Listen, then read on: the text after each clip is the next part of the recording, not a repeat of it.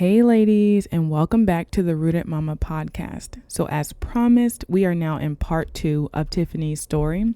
And in this episode, she's further along in her pregnancy. She's now 30 weeks pregnant. She's had a baby moon. She's had a bit more time to think about what's most important to her in her pregnancy, birth, and postpartum. And she's now seen a midwife at least once. If you are a future mama, this is definitely a great learning experience to kind of hear how Tiffany is evolving as her pregnancy advances. When you listen to what she's saying, it's very clear that she's had more time and more experience, and that makes all the world of difference. So I'm really excited for y'all to hear this second part. I hope you enjoy it as much as I did. Welcome to the Rooted Mama, the podcast where motherhood meets wisdom, support, and empowerment. I'm Destiny, a mother on a mission to help women embrace a healed and fulfilling version of motherhood. Whether you're planning for your first baby, navigating pregnancy, or already deep in the parenting journey, each episode features real conversations with women in every stage of motherhood, insights from experts, and practical tips to help you feel grounded and confident.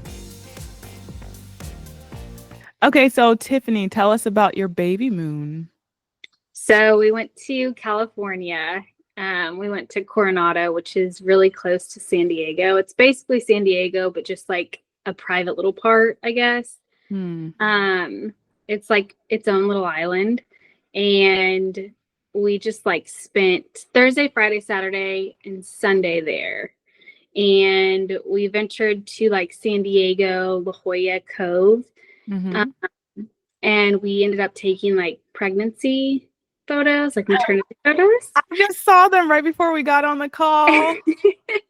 Yeah, and it was so fun. We just had like a really relaxing day. Like the whole week was super chill. All we did was like massages, walk around, like eat really good food. Go to like this. It was like such a cute little Italian restaurant that we went to in San Diego. And then in Coronado, we just like, it's so cute. Like if you ever go on vacation, go to Coronado. It's like such a cute little town. How did you find this? How did you know to go there? So we had been to San Diego before, like 3 years ago, and we really liked the weather. Honestly, that's what drew us in. And it was just like the perfect time to go because I was not too pregnant. So we ended up going to San Diego like 3 years ago, and we stumbled upon Coronado because we thought it was a really cute restaurant. And we were like, oh, the next time we come here, let's go to Coronado and like solely focus on Coronado. Okay. So fast forward to now, we did our baby moon and we decided to go to Coronado because it's like a cute little town.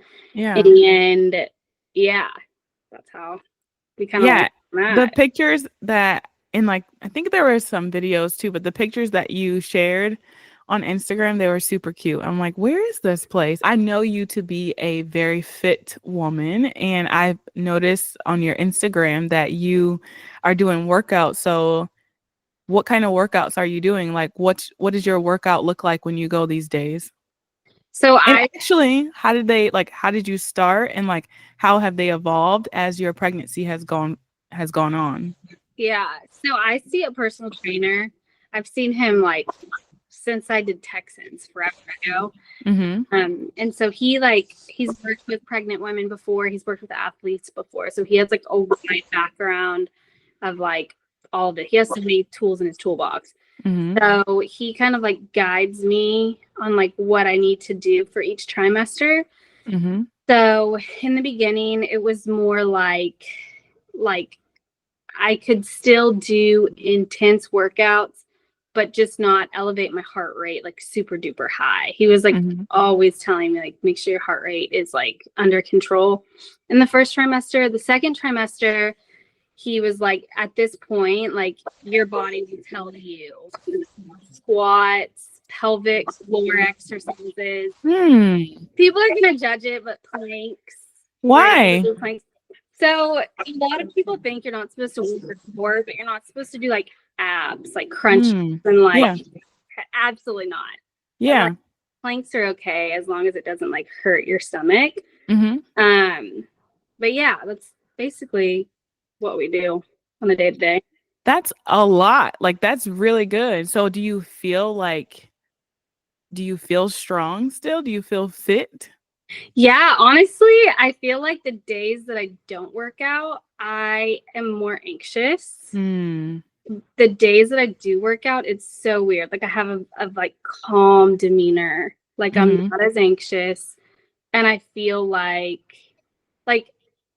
in general, I feel like I just have more energy, Yeah. like just from working out. How many days do you work out? So I work out with him 2 days a week, and then I Mm-hmm. do like cardio and Pilates. We have a Pilates machine here.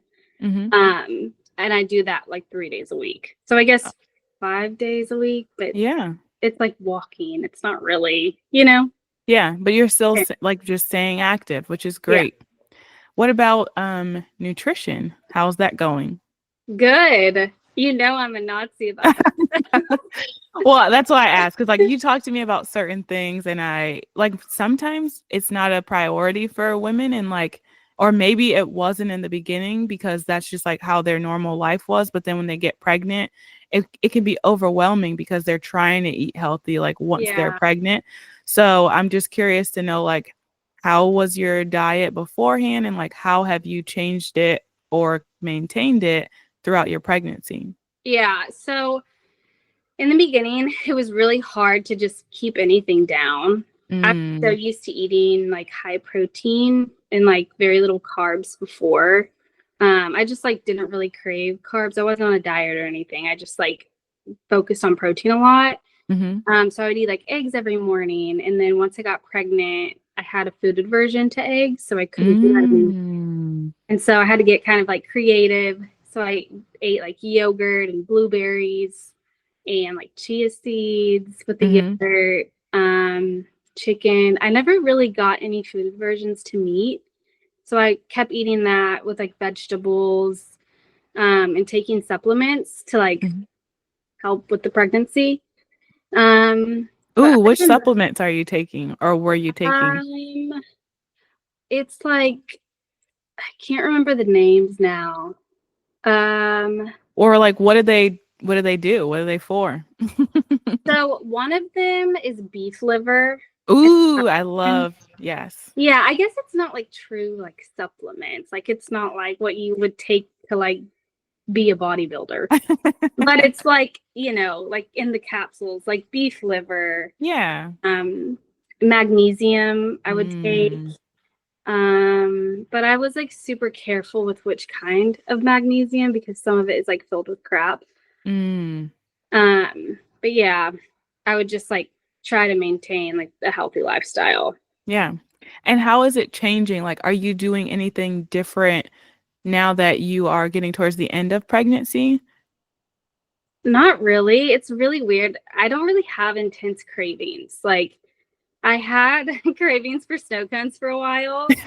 And I let myself eat them, and then I realized like the ingredients in them. I had them like 3 times. It's not even that big a deal. But I realized like all the food dye and stuff in them. Oh gosh.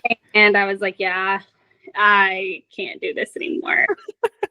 So I bought It's my own. I bought my own syrup, and it's like this like syrup that's imported from like a different country that has like nothing in it. It's so sad. Like, just a side note, because Shane was just talking to me today about, I guess West Virginia is trying to ban all food dyes. Yes, And I saw that. so, yeah, and like, it's just so sad because whoever he was listening to was saying if they ban food dyes in this state, they're going to have to like clear out grocery stores because it's a ban, which means they can't sell it. It's not Yeah. like cigarettes or alcohol where there's like a label like, hey, we're still going to sell this, but it's not good for you. When it's a ban, they're like, going to like clear it out. And I was just like, it's so sad that food dyes are in so much that they would have to clear out grocery stores.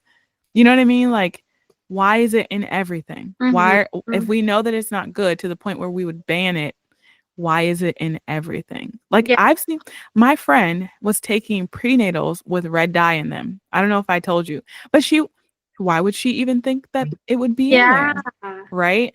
And for anyone listening who doesn't like understand why red dye or like dyes are bad, there's a lot of links to cancer and like for kids, there's like neurological problems and all these other like inflammatory diseases that like come from them.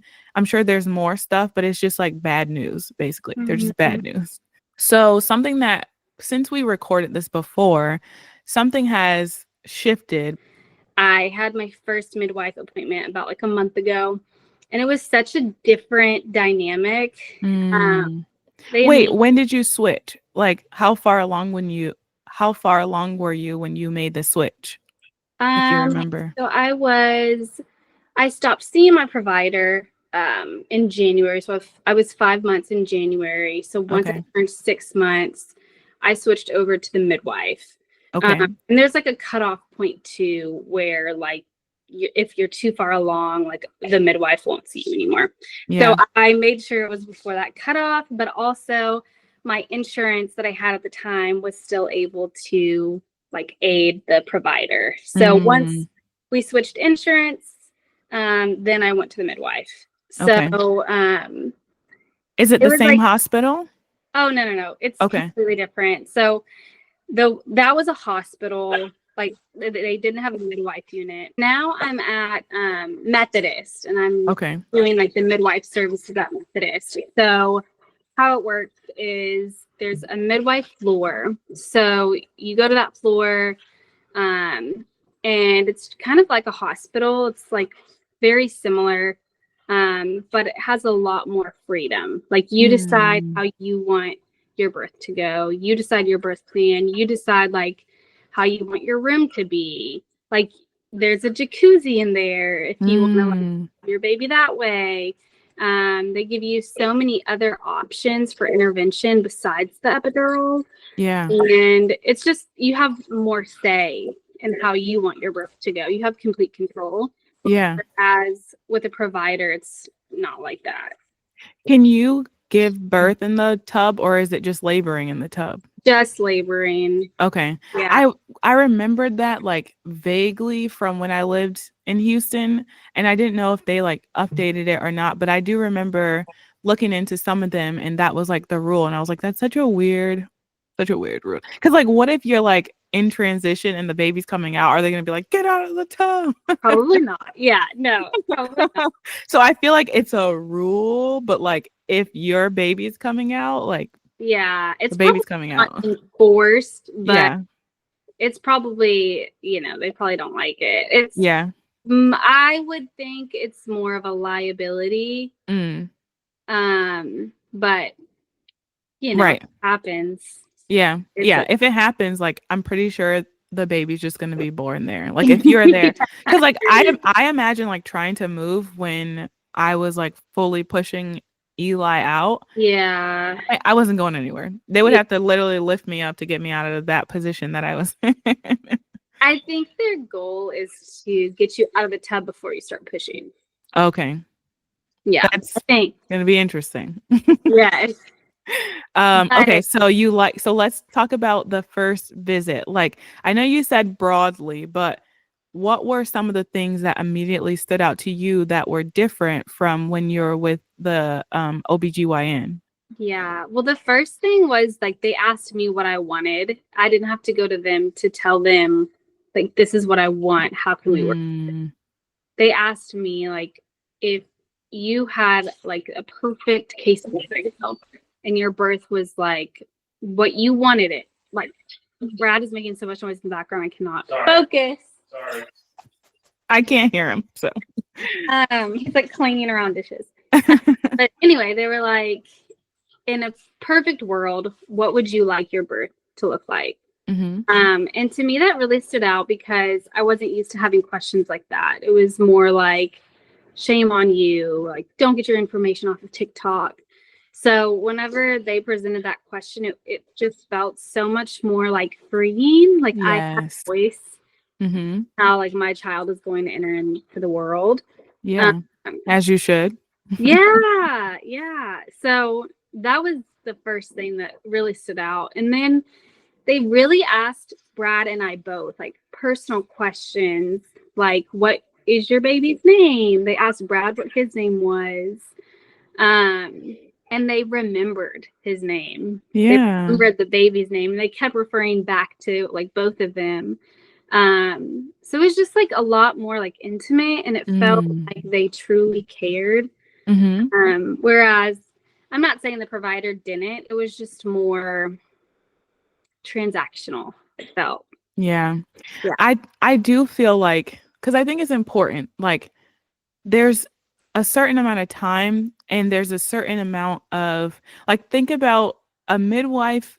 Her only job really is birth. Like that's kind of like the big thing that they do. I mean, they definitely do well women and stuff like that too. Like you can go for a well women's visit when you're not pregnant. They do that kind of stuff too. But their like bread and butter is birth. But an OB is a surgeon. So like they're doing hysterectomies and like cancer and all these other gynecological, I think that's the word, gynecology. Like they're doing all of those that have nothing to do with pregnancy. So they're going to have a much higher caseload, right? So like they have way more people to see. And so their time is like going to be shorter, and there's not a whole lot of room for that variability, right? So then when you go to so it's nothing like really against them. It's just kind of like they're up against a lot, right? Yeah. And so they can't really get like super personal because they're on the clock. They're like, they have to be busy. So as a, like in comparison to a midwife who really is mostly seeing pregnant women, like that's kind of what they do. And so you're going to get a more personalized experience, and they are going to cater to that pregnant mother, right? Like just kind of like comes with territory. It's in their name, like midwife, right? Like it's in their name to be that way. So I'm so glad to hear that like you experienced that that side of it, because a lot of people don't get to experience it. They don't know it's there. Yeah. They don't know it's there. So that's great. Another thing I wanted to mention too with them is, and I had mentioned this to my provider as well, but I didn't want to take the standard glucose test because, like we were talking about before, there's so many dyes in that test. Why? Yeah, there's a lot of stuff in that test that's just like really not good for you. No. So I didn't want to go that route, and I knew that was something I was really passionate about, and I had mentioned it to my provider, and she was very much against me doing anything else but that test. Whereas at the midwife, they gave me resources and like other products to use and research, which helped so much. I researched the products. What did you use? Did you use the fresh test? Yeah, I used the fresh test. Nice. Yeah, it's so much better than like the standard glucose test that they give you. I've heard the horror stories, like the standard one can make you feel like you're on crack. No, I had a terrible experience with the first one. Like truly, it felt like I felt like I was headed into a diabetic coma. Like it was so bad. I felt like what's the word? Like jittery, and I was having trouble breathing, and I was like sitting in my car because they told you to like, they didn't want you to just sit and wait in the waiting room. They were like, "Oh, you know, you can go and then just come back within an hour, and then you come back again in another hour." And like I was sitting in my car sweating, like it was so bad. And I was like, I'm never doing this again. I'm never doing this again. I've heard that. It was just like the whole thing about it. I was like, I don't want to drink that. Yeah. They gave me that resource. They told me to look up fresh tests. So I researched it, and we were like, that's the best route. They even told me like I could prick my finger in the morning, but I don't really know what I'm doing there, and I don't really trust myself to do that. So I was like, I would rather just drink this and you take my blood. So. Yeah. And then for sure. Yeah. Although, I mean, I could guess that you don't have gestational diabetes, but no, everything came back normal. Thank you. Yeah. I feel like it's a good test, but at the same time, like most of the time you can guess if someone's gonna, like if they start off like a little bit overweight, like most mothers who eat a very healthy diet and like are just have a healthy lifestyle, they don't have gestational diabetes. Like it doesn't just come out of nowhere, but it's always worth like just to like settle your mind to just know like the baseline, like whatever it is, because who knows, like there are flukes that happen, you know? Yeah. Um, Yeah. but that reminded me of something else. So you're 29 weeks. So you probably didn't take the GBS test yet. They haven't done that to you yet. Not yet. But again, they just give you so many resources. It's great. They said for GBS to take a probiotic and take like it has to it has to have 4 different like strains. probiotics, like strains in it, and it has to be like one of them has to be like a vaginal probiotic. The one has to be like a normal probiotic, so it has to have 4 different strains in it. But she like gave me a whole bunch to look at. It's just great because they really want you to be healthy. Yeah. I've explained this before on a different podcast, but I'll just go over it again. So GBS is group B strep. It's just like a strain of bacteria that can be found in the vagina. And there's a lot of like conflicting messaging, but essentially they are afraid of this strain being in the vagina when the baby goes through the birth canal because it can cause harm to the baby. Although it's like a small risk, it's like if it does harm the baby, it's like bad, right? So the at most pregnant women, whether you're a midwife, a doctor, they will test you for it like at the end of your pregnancy. And like a standard model, they would say if you test positive that you have to be on antibiotics when you go into labor. But as Tiffany pointed out, midwives are trying to prevent that from even being a reality. So shout out to midwives. Yeah. Because like there's something to be said for taking antibiotics when you're pregnant. I mean, I think there's something to be said for taking them in life. So if you can avoid it, it's a good thing to avoid, to like destroy your baby's microbiome before it's even existing. Yeah. And your own too, because it's like Exactly. IV antibiotics, like it's super strong. It'll wipe out everything. So shout out to your midwife for trying to avoid it. Yeah. Good on them. How Yeah. many are there? Is it just one or is it a group of them? There's 3 of them. Okay. And are you interchanging? Yes. Okay. I met the first one, obviously my first time, the second one just now, and then I'll meet the third one in 2 weeks. Okay. And where are you now? So like, are you doing every 2 weeks now or is it not yet? Okay. Every 2 weeks now. What are the visits like? So you told us about the first one, but how long are they? What are you doing there? It's kind of like, it's up to me how long it goes for. Like it can go for an hour, it can go for 30 minutes. They just like kind of open the floor up to questions. Very personal. So if you have like any questions at all, like they're not going to be weirded out or like they're not going to judge you. That was another thing. I felt like I was being judged whenever I would ask questions to my provider because she was more old school mentality, which is fine. I just wanted more of like an open mind. So yeah, it just depends. My first appointment, it lasted probably like 30 minutes. The second one was pretty quick. I didn't really have many questions, but I would say it was like 15 minutes.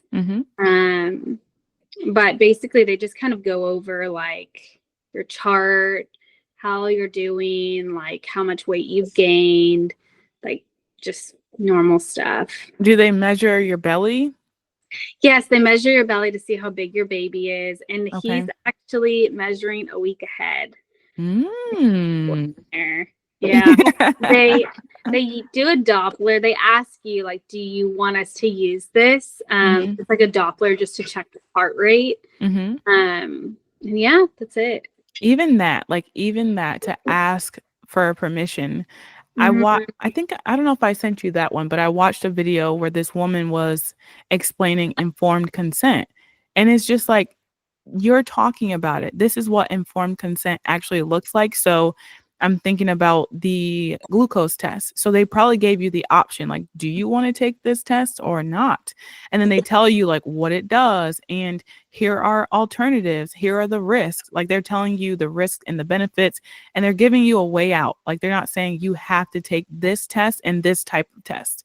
They're saying we are looking for your blood sugar. There are many ways to check this. And the reason why we're looking for it is da da da da da, right? So they give you like all of this information. And then at the end of all of that, you make an informed choice. And I think that's the difference. Essentially, what you're talking about, right? Like with your provider, with the doctor, it's not like they don't care. It's not like they don't want to help you. It's just like they're not really in the business of like giving truly informed consent. And it's not because they don't care, they just don't have time. Like think about how much time it takes for that midwife to like explain some of those things, and the doctor is just like, listen, this is what we have to offer you. Like they're looking at the same thing, right? The Yeah. midwife and the doctor, they're looking at the same thing. It just takes a little bit more time to get to give true informed consent, and at the end it's a better product for the mother, because she Mhm. feels more in control. She feels more seen. And I think it makes a difference, because the last thing you want to do is be stressed out when you're about to become a mom, right? Like you don't want to be stressed or confused or lost. Like you just want someone to give you information that is truthful and helpful so that you can make a good choice, Yeah. right? And that's essentially what you said. Like you're getting informed consent now, Yeah. which is great. Yes. Yeah. Okay. And Brad too, whenever he was in the room with me, he felt like so much more at ease. Like because he felt the same way. Mm-hmm. It's very he didn't like how we didn't have like a choice in how our baby would come into the world. Yeah. So it's nice to have like your voice.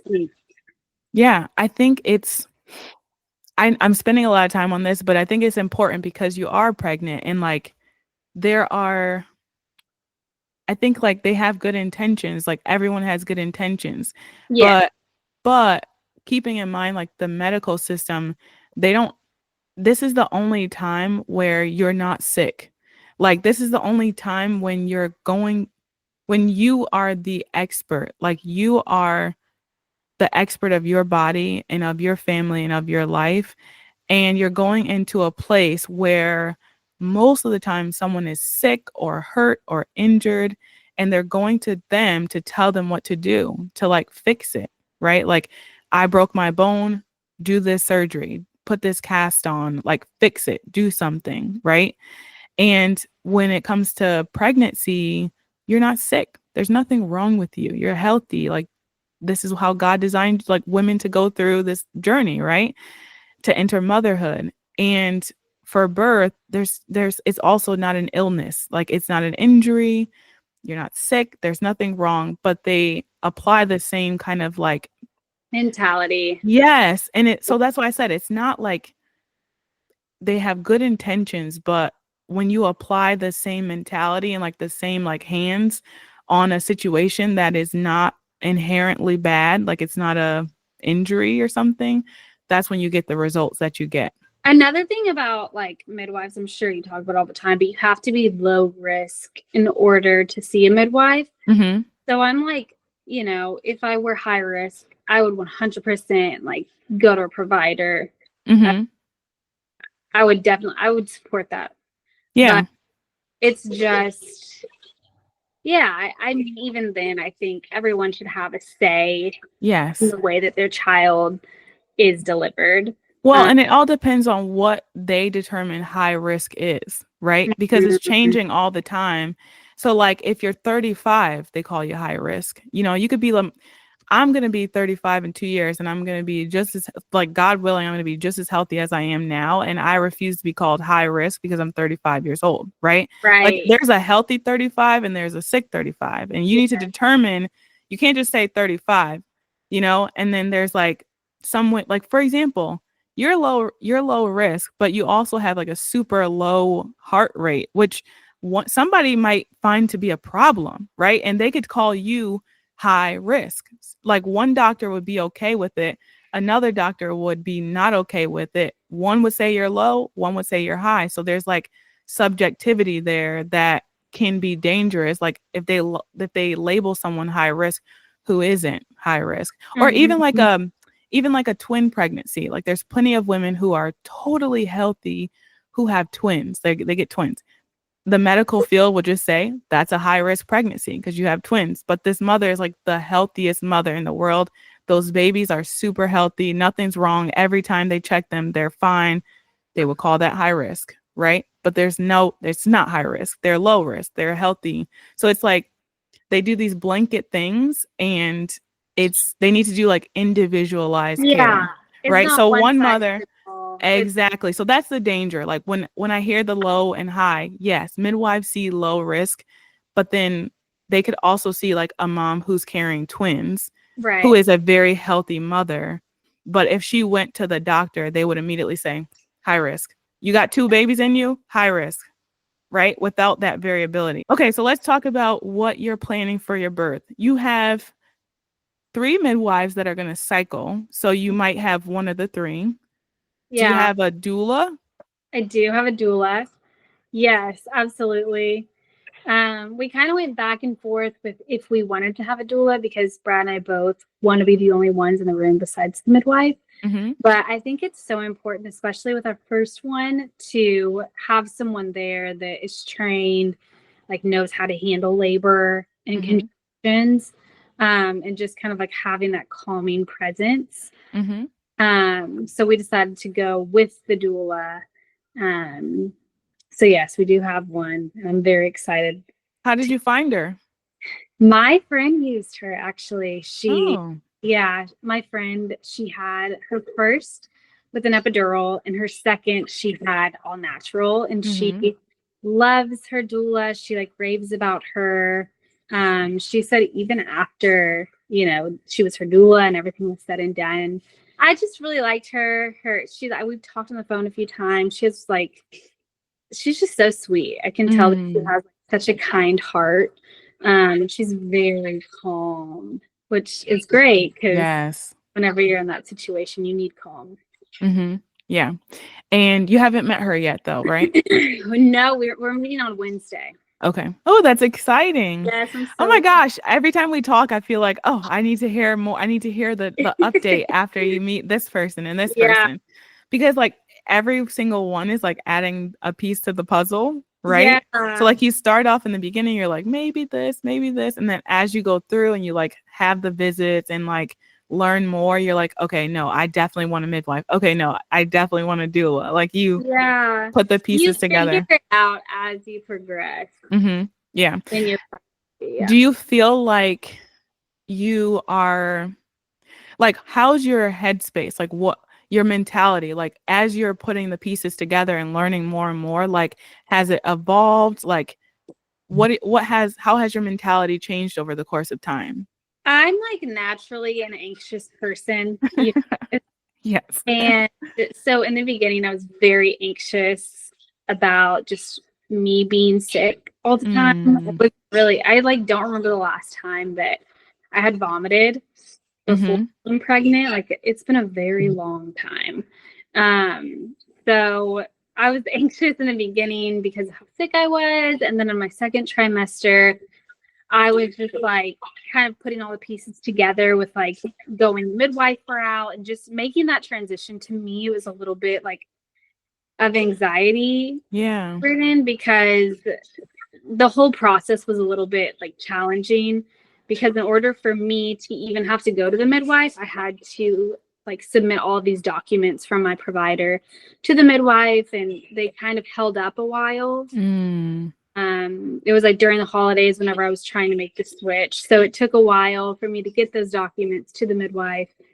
And I remember you have a certain cutoff date where they won't see you anymore once you're like this amount of weeks. So that was a little bit of like an anxious time. And then at the end of it, like now it's like, I feel like I've gotten a lot more calm, but there's still certain things that I'm a little bit anxious about. Like, talk about it. Let's hear. Yeah. Someone could be pregnant listening to this. What are it's just Brad's in the background laughing because he knows. But little things like, whenever I go into labor, I am very anxious about like the pain of a contraction. Mm-hmm. I know, like I've researched so much, but I know that once you're about 5 to 7 centimeters dilated, in that window is whenever the pain of like the contraction is the most intense. Active labor. Mm-hmm. Yes.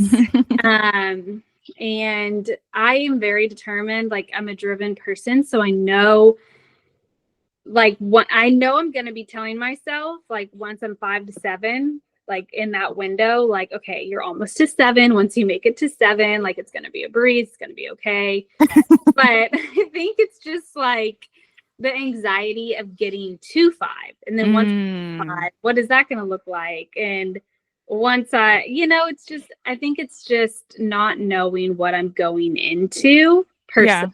Yeah. And I can hear all these stories and I can talk to people, but just the unknown of it all. Yes. I watched my sister give birth, so I understand like how it happens and what it looks like, but she gave birth like a little bit differently. She did it in the hospital, and she didn't go through a midwife. So yeah, I think it's just like walking into the unknown. You're anxious. It's your first time, and right. You want everything to be okay. You want your baby to be healthy. So it's like, do you feel like the pain is like number one? And then what are some of the other things? Like you said, the unknown. So it's just kind of like, are you afraid of like your health or the baby's health? Or is it just everything? Like it could be anything. Yes. I'm not afraid really of my health. I'm just worried. Good. I just want to make sure that the baby is okay. Yeah. Like that's my number one like priority when I go in there. Like whatever you can do to make sure that the baby is okay, like I will do anything. Yeah.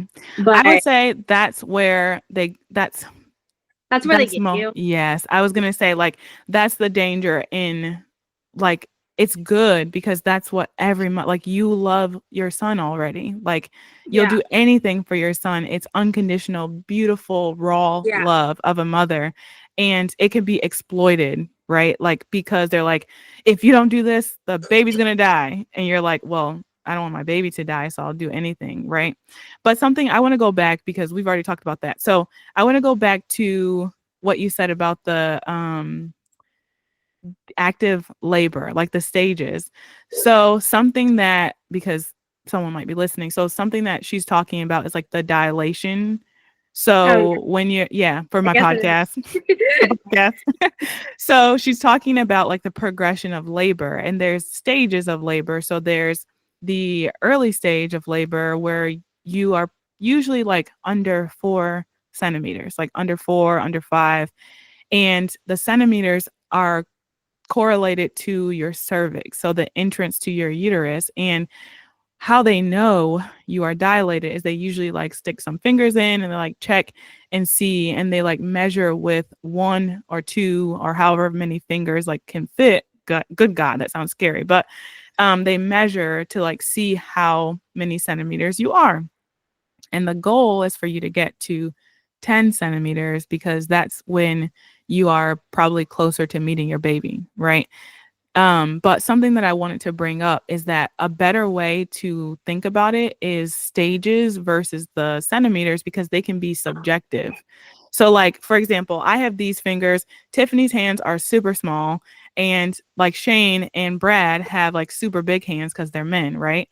So something that to keep in mind is like, if more than one person is checking you, if it's a man checking you versus a woman, like there's subjectivity there. So like one person might say that you're 1 centimeter, but like if it's Tiffany's hands, you're 3 centimeters. Right. Yeah. So there's like some subjectivity there that can come into play. So I like to think about the stages instead. And this could help you, Tiffany. It's like paying attention to kind of like how you are, like how your body is doing in labor. So like in the early stage of labor, you can usually like walk around, you can talk, you'll eat, like it's like uncomfortable, but only for like the 1 minute or so. Like contractions usually only last like a minute or less. When you get into like the end of your labor, they can get longer, but usually they're only like a minute, 45 seconds, a minute.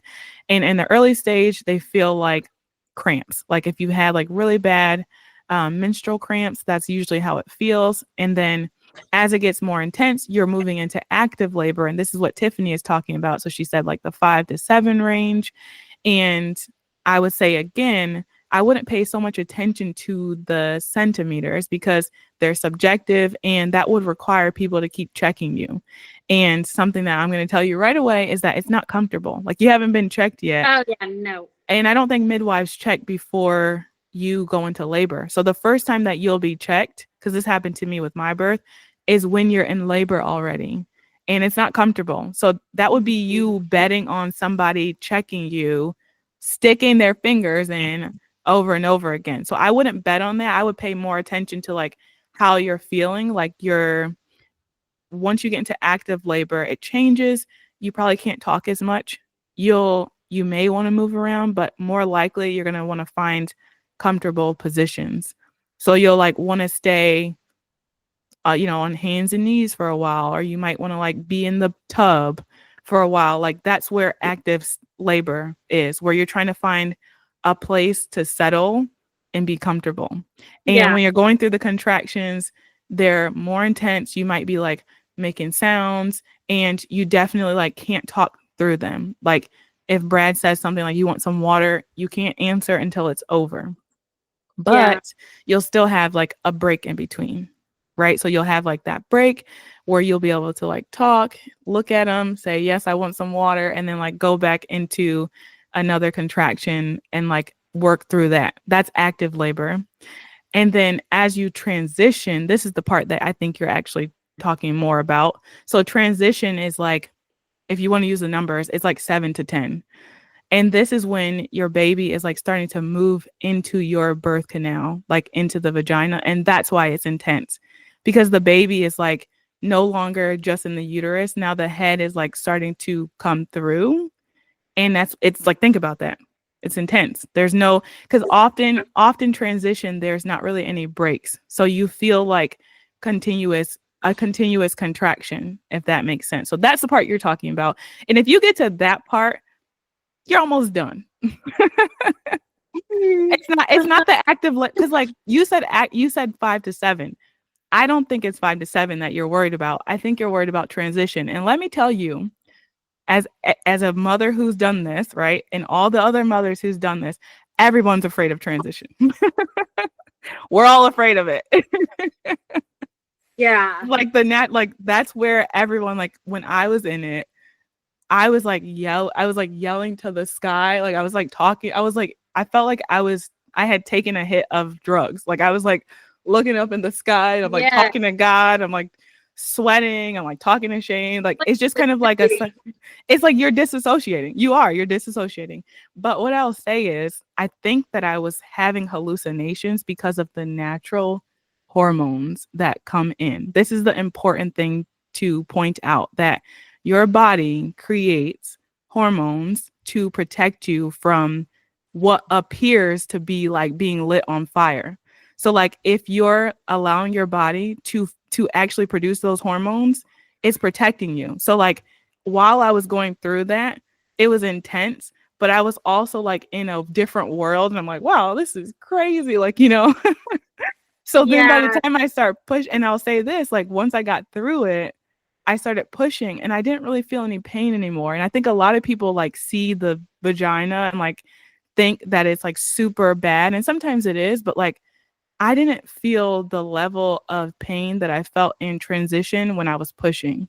It's not true for everybody, but I can say like my personal experience, like by the time I started pushing, it felt good. Like, because I knew the baby was coming. Like every time I pushed, he was coming further down. Like I could feel him coming further and further down. And I'm like, okay, I'm going to meet my baby. And he's here. Like, so like you kind of like survive that little bit at the end. And it's very rewarding, and your hormones will like protect you from some of what looks to be very scary. So I will say that. So if you get to there, don't quit. You're at the end. When you start saying, I can't do this anymore, that's because the baby's coming. Yeah. And there's the point where like you cannot get an epidural anymore. So you have Yeah. no option. You have no Yeah. choice. Even though Yeah. you think you can do it, you have to do it. Yeah. But like keep the stages in mind. Like don't be so focused on the numbers because like I said, they're subjective and that would require someone to keep checking you. And I already know you, like you're not gonna want that. You're not gonna want them to keep like sticking it in, like checking this out. Yeah. I also am like so used to like the athletic background to where it's Hmm. like, whenever you have like one more sprint left or like two, Yes. but like, so for me, I'm like, that helps me get through things is Yeah. like knowing that there's an end. Like, Yes, you no. will not be in labor forever. That's the promise. But the thing is, like, if you do get to the point, like, and this is where the midwives come in again, and this is where your education comes in. If you get to the point where you're like, you know what, this is no longer like me, I don't have control over this. Like, it's getting ahead of me. I'm suffering. Like, that's when you can Yeah. ask for it. There's other tools. Like you said, they have laughing gas or something. Yes, they do have laughing gas. They have a TENS machine. Yeah, so you can like reach for some of the other things, like do a hierarchy. So instead of like doing epidural, no epidural, you can do like, all right, what's the first thing I want to do? I want to get into the tub. Like, let's get some warm water. Like let's try this first. Do that for a while. See how you're handling. If that doesn't work, get out of the tub and try the TENS unit or like whatever. Try the laughing gas. Like try the other things. And this is where the doula comes in too. Like doula and Brad, they can like be there and like recommending, okay, is that how are you doing, Tiffany? And like if you're like, I can't do this, they can say, okay, let's up it. Let's try this. And if you get to the point where you tried all the things and none of them are working, then you can feel confident in taking the epidural, right? Because you're like, I've tried all the things because you know them, because you know that you have access to them and then you take it. But like try the other stuff first because you know that they're available and a lot of mothers don't. They just say, I can't handle the pain, I'm taking an epidural. Whereas there's like steps that can Yeah. be taken and then you feel good about it, right? I mean, maybe you won't. Maybe you'll be like, damn it, I wanted to do it without. But like at the end, you just want to meet your baby, right? And so like if you get to the point where you're like, I can't take it anymore. This is no longer enjoyable. Like I don't feel like I have control over this birth. You get it, and then you say, I've done all the things beforehand. If you get to the point where you say I can't do it anymore, the chances are your baby's You're probably almost right there. around the corner. Yeah, because I was like Shane. I think at one point I was like thinking if I could go to the hospital and then I remembered like I can't move, like I can't get off the floor and I'm like I can't go to the hospital. Like this is it. Either I'm Yeah. going to have this baby or I'm going to die. Yes. And it turns out I was going to have the baby. Cuz I Yeah. remember like reaching in one time and I felt something and I was like I don't know what this is, but it's something which means the baby's coming. How cool. Yeah, it was very cool. And I would say that like pushing, I put my hands down and I could feel his head. Like I could feel the top of his little wrinkled, hairy head.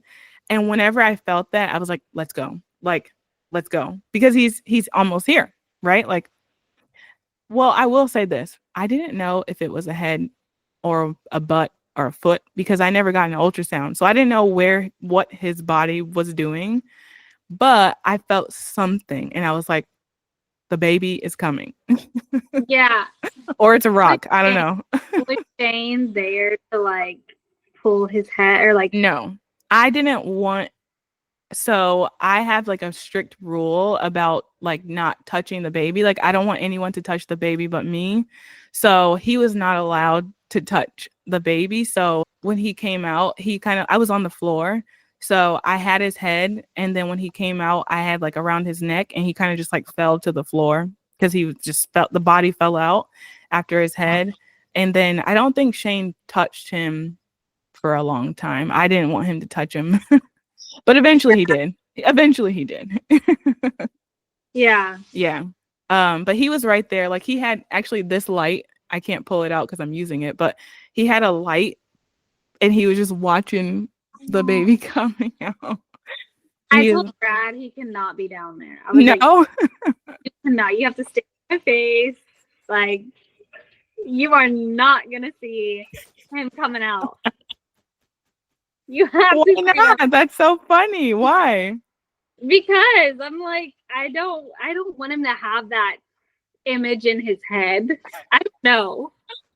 I'm like, just look at my face. It's not gonna be cute, but just Well, does he want to though? Some guys just don't even want to. Yeah. he's really weird with blood, but supposedly he is okay with other people's blood. Like he can see someone else's blood, but he just can't see his own. Okay. But And then you're the opposite, right? I am the complete opposite. Like I can't see someone else's blood. Yeah. But I can see my own and I don't care. It's so weird. Well, it kind of like works out because like when your son, like eventually if there's ever something that happens, like when he gets older or whatever, we know who's going to help and who's not going to help. I feel like that's different. Like I can see Brad's blood. Okay. I can see like people that I know, like because I can like help them. But if I don't know you, it's so weird. It's I know what you mean. There's a connection there. Like they're an extension of you. Yeah. Yes. But if it's somebody that I don't know and I see them bleeding, I'm like, I immediately turn. It turns my stomach. I really don't understand. Like I know it's psychological, but yeah. Yeah. That's so funny. Okay, so we've walked through the birth. Like, is there anything in postpartum that's really important to you? Like, even if it's immediate, like, I don't know, cord clamping or skin to skin, like anything like that, that's important to you? Yes. So after he's born, I don't want them to cut the cord immediately. Like I want it to be like prolonged. There's just so many like nutritional benefits to that. So yeah, that's definitely number one on my birth plan. Besides, like in a perfect world, Yeah, that's something that's way up there. Postpartum, like I think something that I'm like most fearful of is just the emotional, like the mental aspect of it. I think a lot of women go through postpartum and it's like kind of dark and you control over that. Yeah. And I feel like throughout the pregnancy, like mentally I've been okay. Like there are like moody periods, definitely. But he laughed again. But I just think, yeah, I don't know, just the mental aspect of it, of just like you don't know how you're gonna act. You know what I mean? Yeah, I do. I think there's ways to prepare for it, like there's hormones involved for sure, but yeah, I would say like the biggest one is the birth itself. Like the birth plays a big part in your postpartum. So yeah, if you have a birth that doesn't have trauma in it, you have a better chance of having a successful postpartum experience. And it sounds like y'all are working your way into having a birth that shouldn't have trauma, right? So like a midwife and stuff, a doula, all of those things already like set you up for success there. But then there are hormones and stuff that come into play, but I think the bigger culprits for postpartum mental health issues are support and mothers doing stuff too fast. So I think and I know this because I've fixed it the second time around. So like the first time around, I didn't have a good understanding of how important it was to rest like in immediate postpartum. And I was trying to like get back to myself and like do stuff too fast, cooking and like doing, and I know people told me not to, but it just was like, well, someone's got to do it. You know what I mean? So I still did it. Like I still got up. I was still moving around. I didn't wrap my belly. So I would like suggest like wrap your belly immediately and stuff like that. And then like having support. So like making sure that if Brad could stay home as long as possible, or your sister can come and help, or like if you have trusted friends that are free, or the doula, if you could have like doula support, just making sure that people allow you to stay in your bed or around your bed holding your baby as long as possible.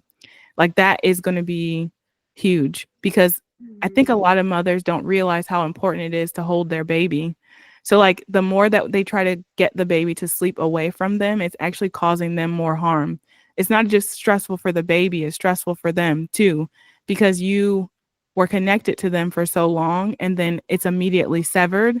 So like I'm bringing that example up because it happened to me. So I had the perfect birth the second time around, and then I didn't do anything, like nothing. I laid in bed and I made Shane understand. I wrote down several things and Shane and I went over them, like the game plan.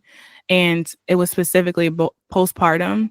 And I said, I do not want to do anything. So the only thing I'm going to do is hold the baby and feed the baby. That's all I'm doing. And I was like, it's a hard and fast rule. You're going to be tired, but I'm going to be tired because I'm breastfeeding this kid and I'm not going to sleep. So the only thing I'm doing is feeding this baby and laying in bed. And he agreed to that. So then when it happened, there was not like this, we didn't have to like talk about it because I already told him. So he already knew. So he already knew she's going to be hungry. She's going to be thirsty. I need to do this. I need to do this. And so I didn't have to do anything. And so I had a good start. And what I'll say is the one time that I asked Shane to take the baby so I could get some sleep, he took him out of the room. And it was probably like 4 weeks in. He took the baby out of the room and I went to sleep. And when I woke up, I was in a pool of sweat, a pool of sweat. I was shaking.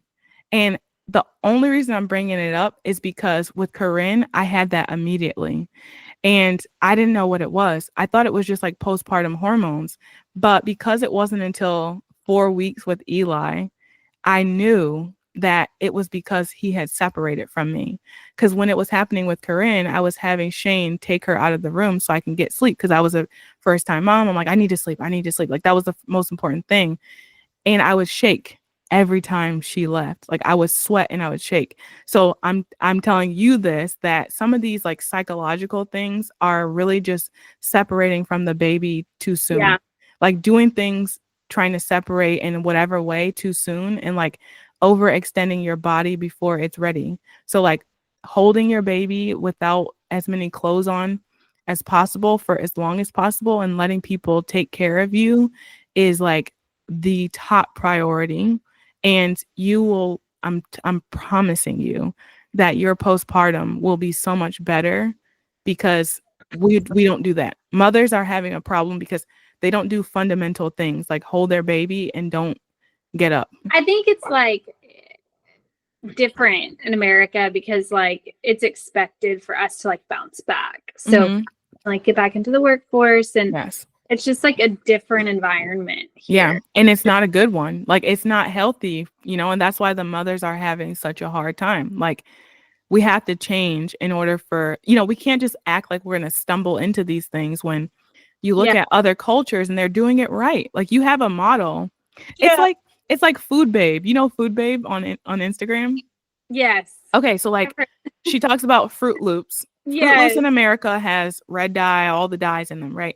And then Fruit Loops in Europe doesn't have that stuff. And so she says like the corporations are always like, well, it's so hard to change it. Like we'll lose money or we have to come up with a different formula. And she's like, you don't have to come up with a different formula because you're already making one. Exactly. So the same thing is true for postpartum or pregnancy overall. It's like we don't have to like come up with something new. You could just look at how other countries are doing it and they're doing it well. Like mothers aren't struggling this bad in other countries, you know? Yeah.